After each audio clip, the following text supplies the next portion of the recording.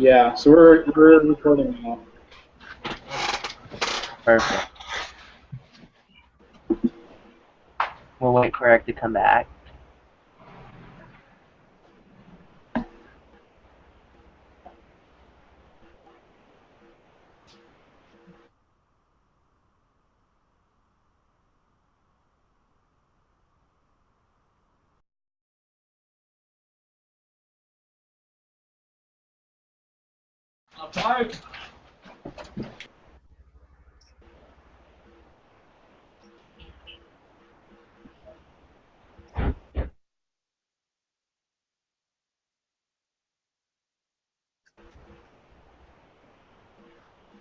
Alright, are we ready to start? Yeah. Okay. Ready to go. Okay, I'll start by reading the first one then. A medical student researches the prevalence of aspirin usage by questioning all of the patients who enter her clinic for treatment. What do you guys think this one is?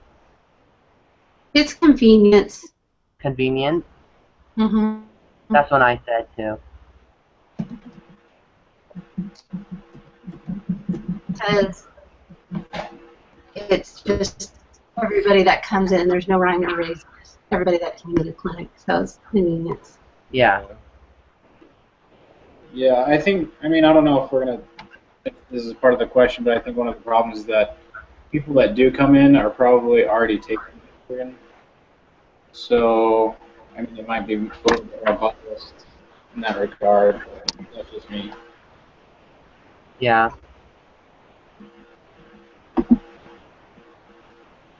So just convenience for the first one, and then,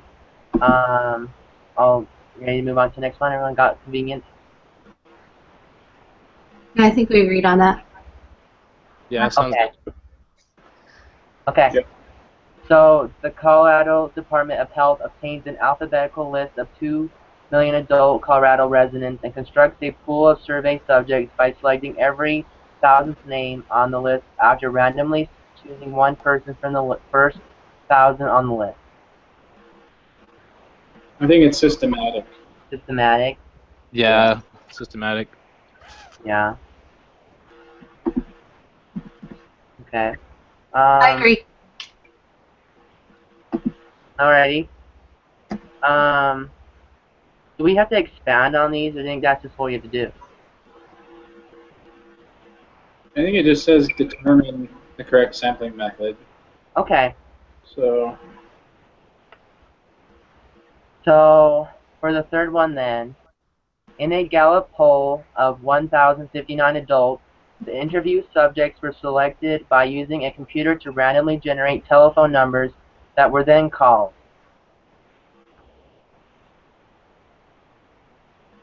That is simple random sampling because Yeah. it's computer generated. But it's too. Yeah, it's like the Excel sheet.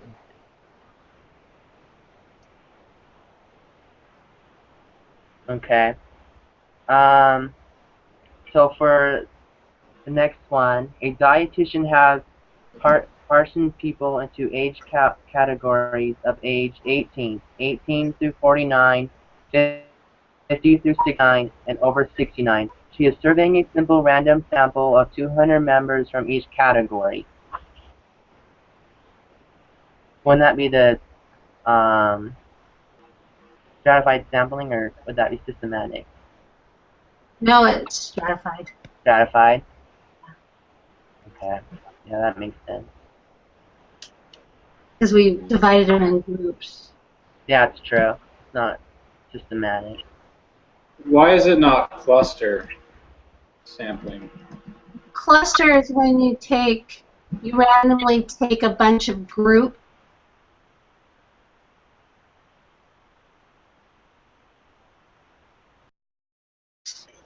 So it equals across. And you randomly select a big group and then you sample that whole group. Okay. So does that make sense? Yeah, it makes sense. So for the Next one, a Johns Hopkins University researcher surveys all cardiac patients in each of 30 randomly selected hospitals. What do you guys think this one is? Oh, I messed up, didn't I? Okay, sorry. This one is That's cluster. Yeah. Yeah. Yeah, I agree.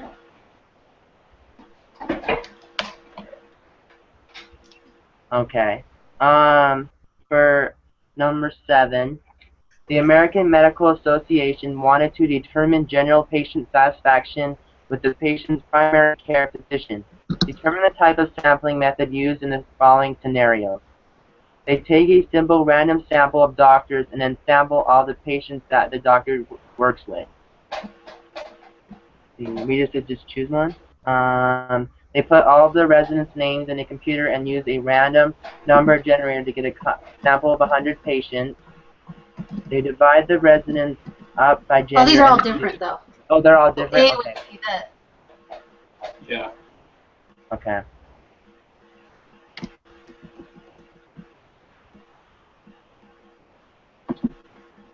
So did we say A was? I think A is Would that cluster. be cluster? yeah. So Okay. Yeah.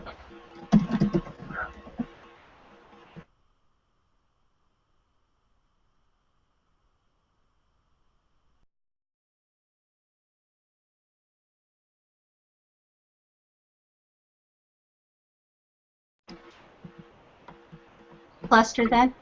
Would that Yeah. be cluster? I think so. So the second one is cluster as well.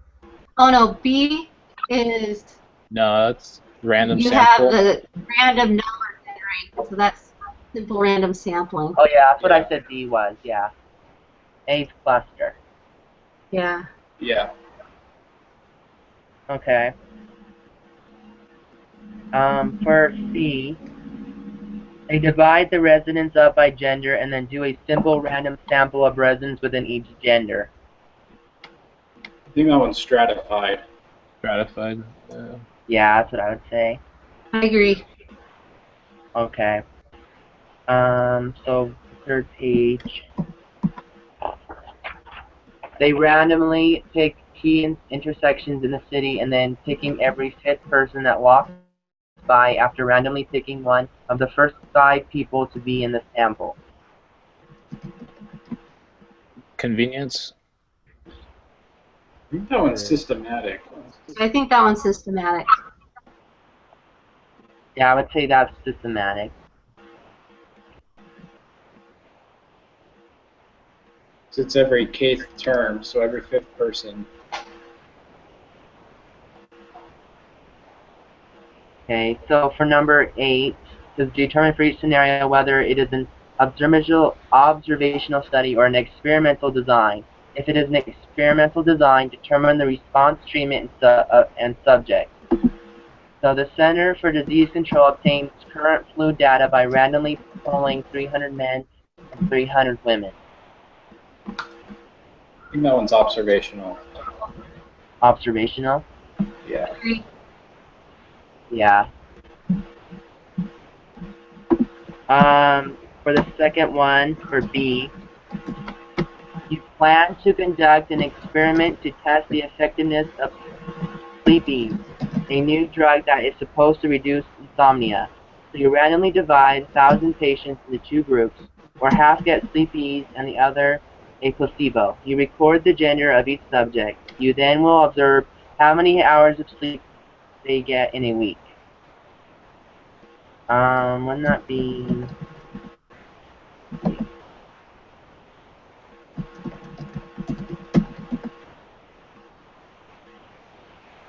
Since you're dividing it into 2 groups, would that be systematic sampling, or would that be cluster? We're talking about Types about of study. design. So it's- Experimental. Oh, okay. Okay. So it's experimental design. Yeah. Mhm. Okay. Because we're giving them a treatment. Oh, The okay. treatment That is makes the sense. medications that we're giving them. Okay. That makes sense. So then And then, Response, treatment, and subject.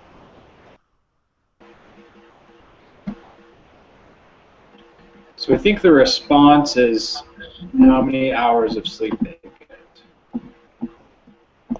yeah. right? Yeah.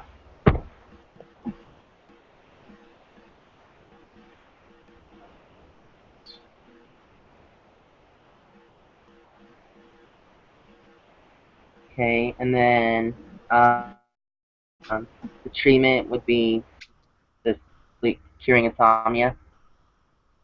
Treatment be what you gave them, so it'd be the medication. TBs. Yeah.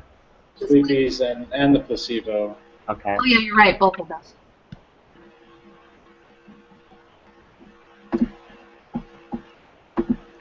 And let's see. And the subjects are just the people, the patients, in the two groups. Yeah.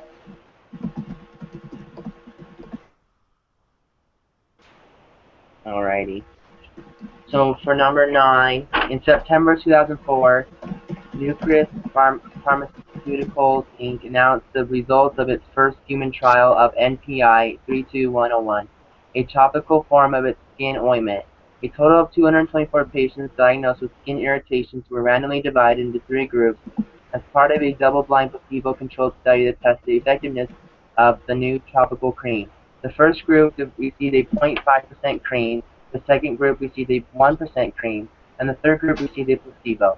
Groups were treated twice daily for a 6-week period, and the degree of skin irritation was recorded at that time. Is this a design experiment or an observational study? Experimental. That's what I would say. Agree.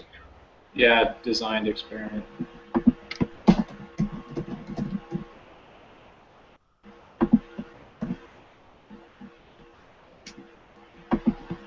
Okay.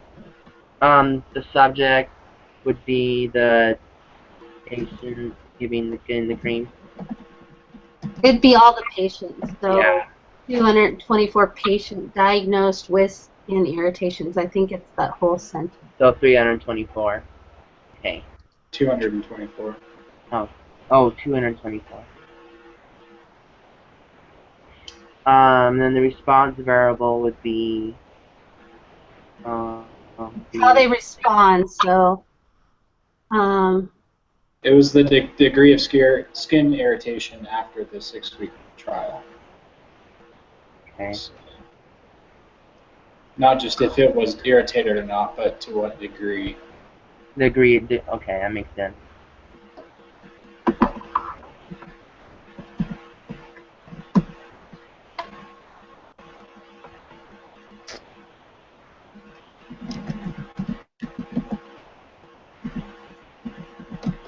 And then what are the treatments? Will that be the cream?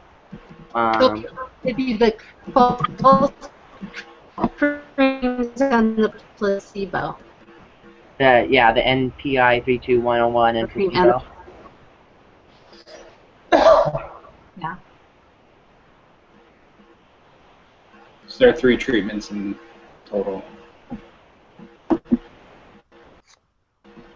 Okay, yeah.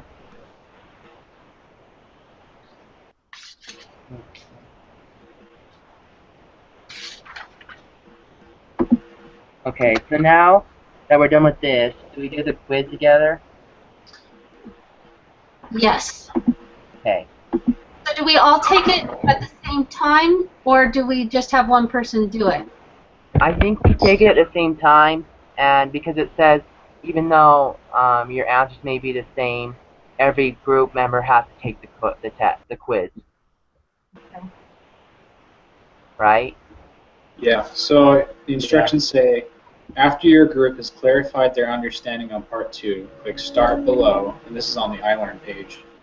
Click Start Below to take the group meeting quiz. While you're required to work together on this quiz, each member of the group must submit his or her own answers. Okay. So I'm starting it now. Alright, I'll start mine. Which one is it? Is it the... It's the LO2 group meeting, and it just tells you the directions, step 1, step 2, step 3. At the bottom it has the start button to the quiz. Okay, got it. I'll start that now. It's kind of long. Yeah, it Longer is. than I thought it would be. Okay, so the one for cholesterol.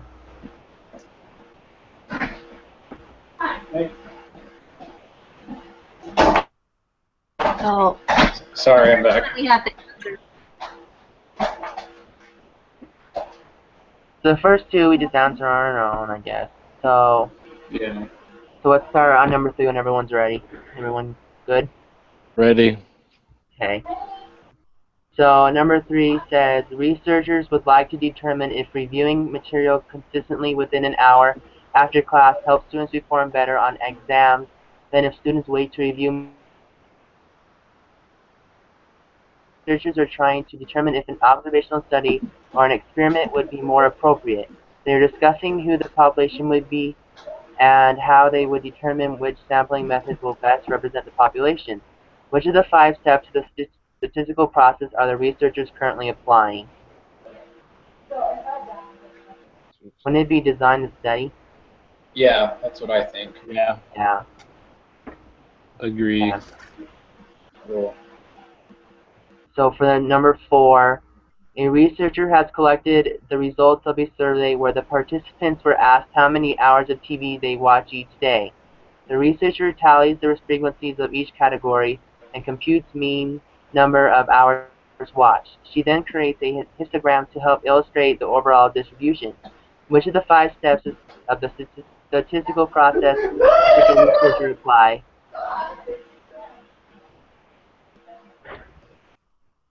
So which one do you guys think this one is? Collect data. Yeah. I think this is described data, isn't it? Because She made the histogram. yeah. I mean, it's like it has both Presenting collect it. and describe. That's true, because she collected it and then she makes the histogram and help illustrate the overall. So it could be both of those, but Yeah. But she's already collected the data. I think she's described. Yeah, the last line says that she creates the graph, so that probably described data. okay, I would agree. So number 5, Mumbai, India is a quickly growing city of importance in its own country as well as the global economy. Research has been asked by a prominent fast food restaurant to help determine if the citizens of Mumbai would support this fast food business. From a list of all registered taxpayers, 3,000 names are randomly selected. Each individual on the list is mailed a brief questionnaire. The researchers received 1,049 responses. The population is, it would be the 3,000? doesn't need to random selected each available list. No, That's the sample. Yeah, Sample, yeah. citizens. It would be the citizens of The Mumbai. citizens of Mumbai. But it's saying the population is. I guess I don't understand. So the population, The population is like, Go ahead, Eric. sorry. The population is just like the whole entire place that they're actually trying to study, and the sample is only the group that were involved in the experiment. That makes sense. So, but only 3,000 names were randomly selected. Yeah, so that's the Yeah, sample. so So what is so the they're involved in the experiment, but we're Where's trying the to make an inference about the whole entire population of Mumbai. So the general Okay. statement will go towards the whole entire, all the citizens, but in the study there's only 3,000 people. Okay, so the population is the citizens of Mumbai, right? That's correct. Okay. Okay, for number 7, the studies have shown that retention of classroom materials can drop as low as 58%. Wait, hold on. We're still on. 6? We're on 6. Oh, sorry. It's basically the same question, but it's asking what the sample is now. Oh, okay. 3,000. Yeah. Well, No, it's the people that responded, right? I think so.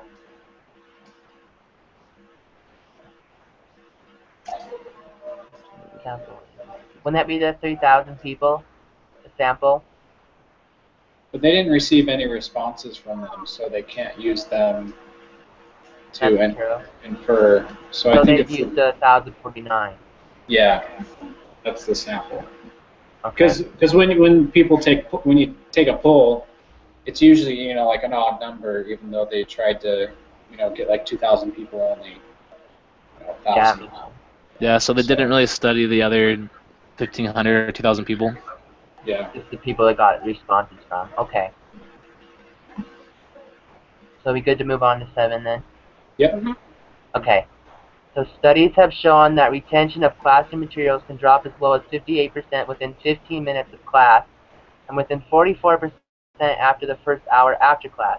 This forgetting curve continues so that within 6 days, about only 25% is remembered. How can a student conquer this forgetting curve? The researchers in the study claim that consistent review is important. Suppose your teacher wanted to test this and invited you to participate in a study where you were asked to review specific material 15 minutes after class for 10 minutes, an hour after class for 10 minutes, and then again 2 days after class for 10 minutes. Your teacher then gives you a short 10-question quiz where your score out of 10 is recorded. What type of data is your teacher collecting? It's quantitative. Quantitative. Yeah. Hold on, I gotta go grab my laptop charger. Turn that one.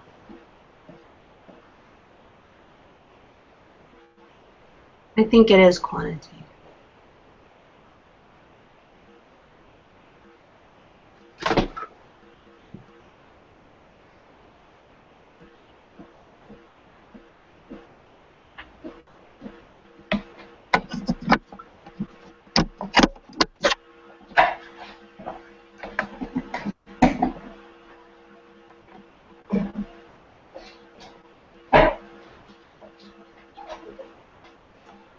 All right, I'm back now. Sorry.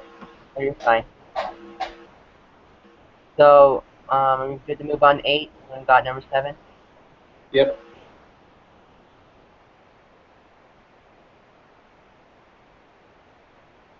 Class materials can drop as low as 58% within 15 minutes of class and within 44% after the first hour after class. I think it's questioning. It's the same question, but it's now asking if you feel confident that you've retained at least 50% of material. You respond yes, you're not sure. Oh, okay. So I think it's kind of rhetorical.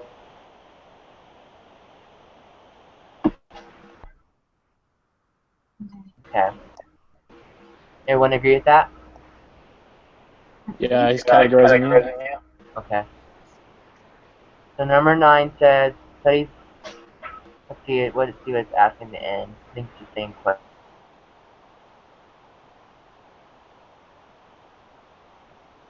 Also select a group to give no review to the material over the 6 days. This group is called the. Wouldn't that be the Control. Yeah, the control group. Yes. Yeah. Okay. So number 10 says which of the following would be considered an experimental design?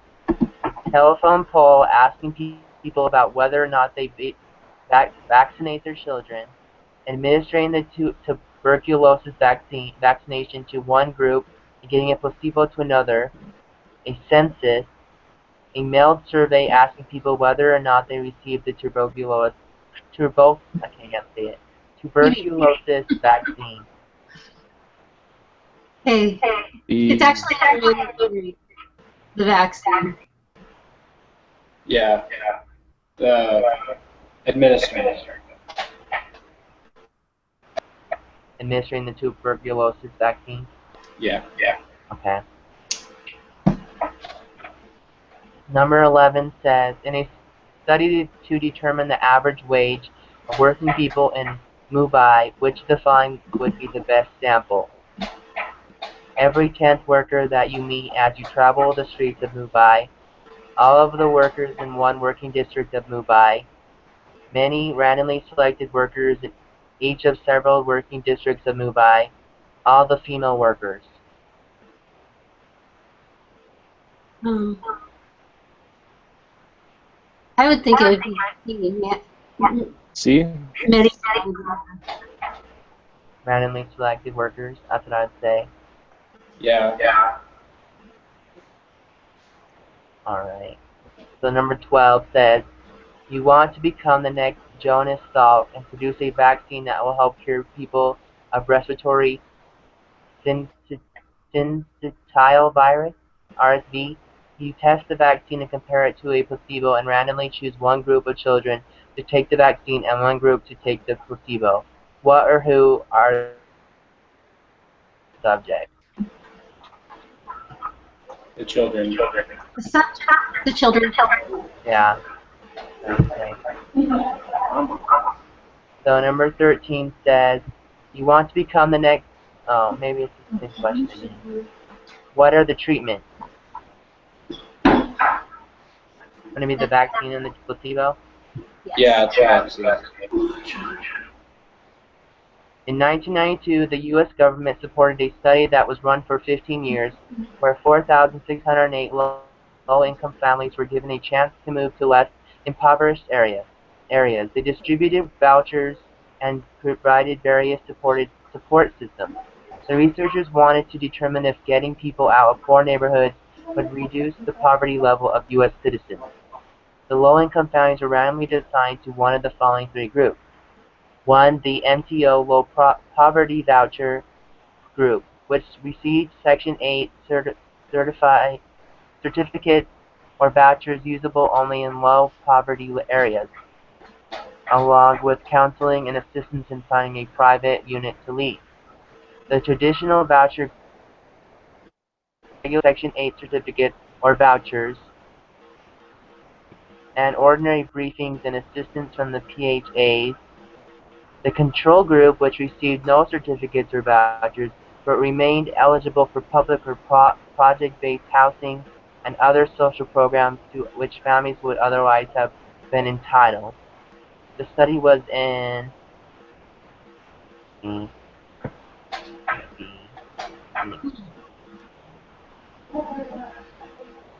B. Yeah. I was just going to say it's an experiment because I was thinking maybe, yeah, just the experiment. But what was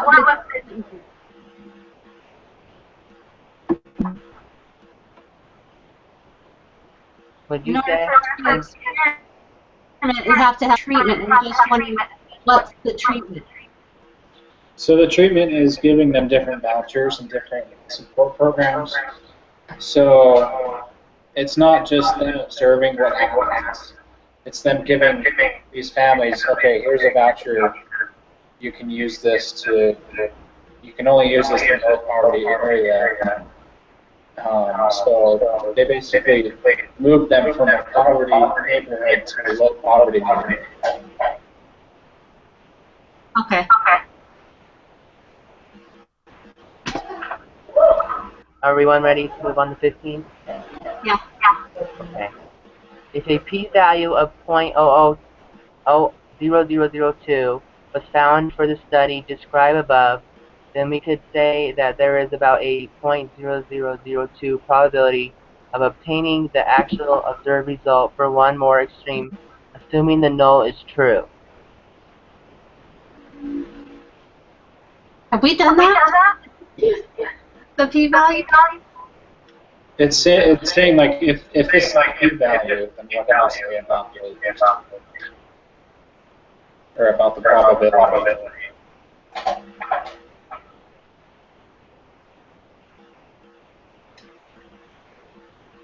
So the p-value is the probability that certain expected event will happen over time. So there's a chance of 2 in 10,000. Yeah, is it 10,000? Yeah. So 2 in 10,000 that it'll happen again, or that the expected result will happen. Okay. So what we're saying on this one would be 2 in 10,000. That'd be probability of it being false. Yeah, so remember the hypothesis is that if we move these families out of these poverty-stricken neighborhoods and move them into neighborhoods that don't have poor, then will that, if that will reduce the poverty level of U.S. So Okay. they found that I guess you could infer that every 2 in 10,000 cases that will happen. Oh, okay.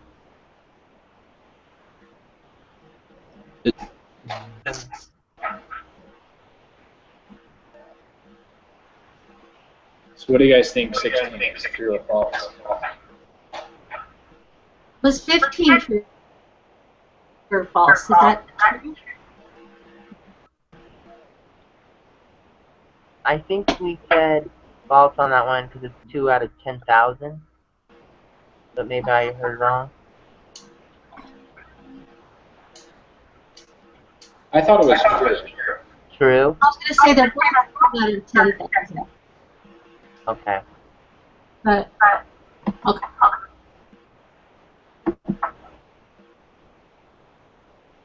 So 15 true. Yeah. Okay. Yeah, it's basically like word for word out of the book that we read. Okay. So then we ready to move on to 16 then? Yeah. Okay. Since the p-value is low in question 15, the researchers could conclude that the results are significant in providing low-income families with an opportunity to move away from low-income neighbors does make a difference in poverty levels. Do you guys understand what the question is asking? Kind of.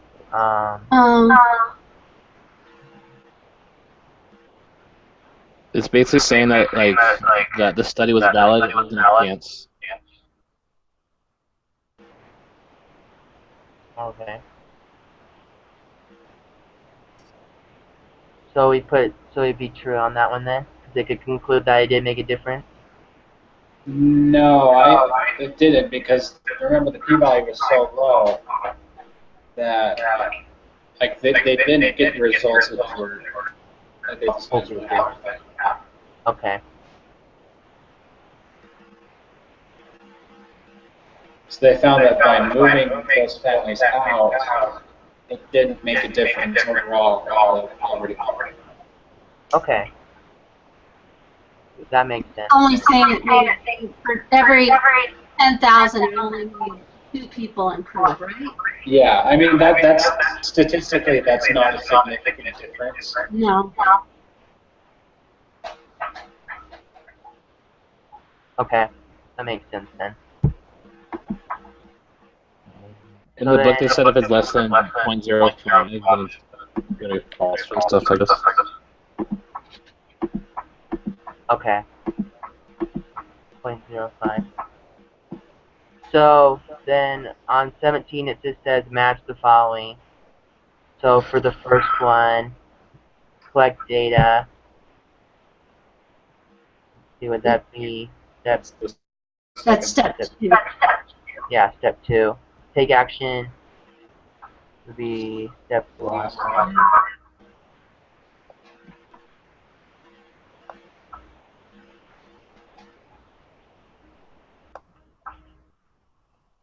And design this.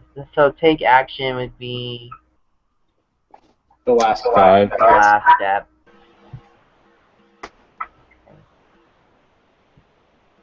Design the study. That's the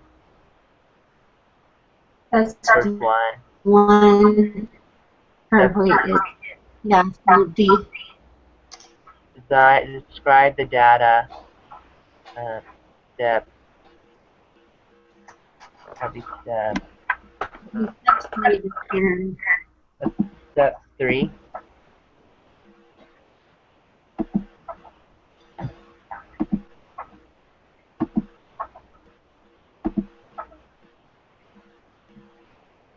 and then make inferences 4. Okay. I think that's all done.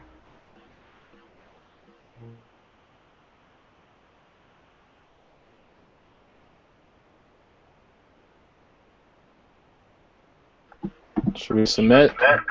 Yeah, I just Yeah, I'm gonna submit mine now. Okay. Oh, dang it. That's number I didn't- 16. It was 16 that we missed. Yeah. True. Still got I'll have to review that one because I don't remember that one very well.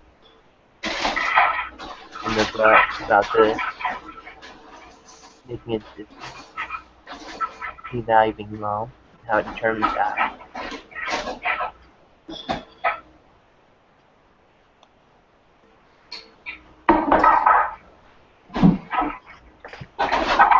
So I think that's all we have to do, guys.